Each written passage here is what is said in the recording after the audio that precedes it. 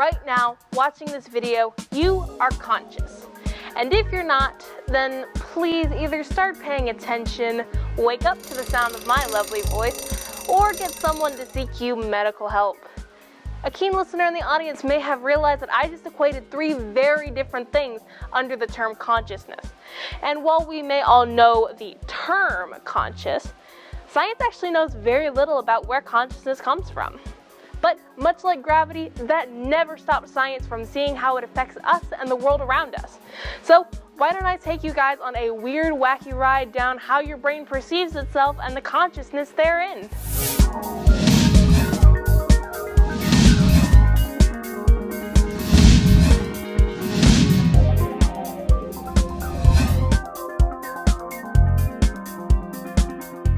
Even though you may be conscious, your brain still has its odd kinks and quirks. Take, for example, selective attention. Hopefully right now you're paying attention to me on the screen. But what if I told you to focus on something like your breathing, or the color of your shoes, or maybe even the wall behind you? That's all selective attention is. It's your brain focusing in on one thing and one thing only in order to save progress and save memory. Hopefully you noticed the ducks behind you.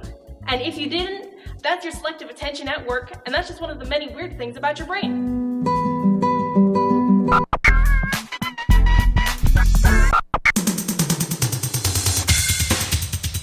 Another great example is music. You know that quote that says, music transports you?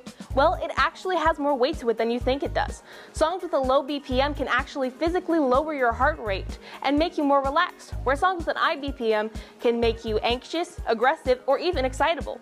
Music also has an odd blurring effect, allowing it to completely consume your focus and cut you off from your surroundings. You may not think of yourself as conscious while you're sleeping, but in a lot of ways you actually are. Your brain just goes into a low state, allowing you to get the much needed rest you deserve. But there is another level of consciousness while you're sleeping, and that's dreaming. There are three major types of dreams, one of which are lucid dreams. Lucid dreams are when a part of your brain wakes itself up without breaking the dream sequence.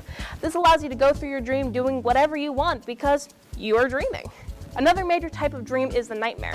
Nightmares are when your brain's anxieties and fears compound into your dreams.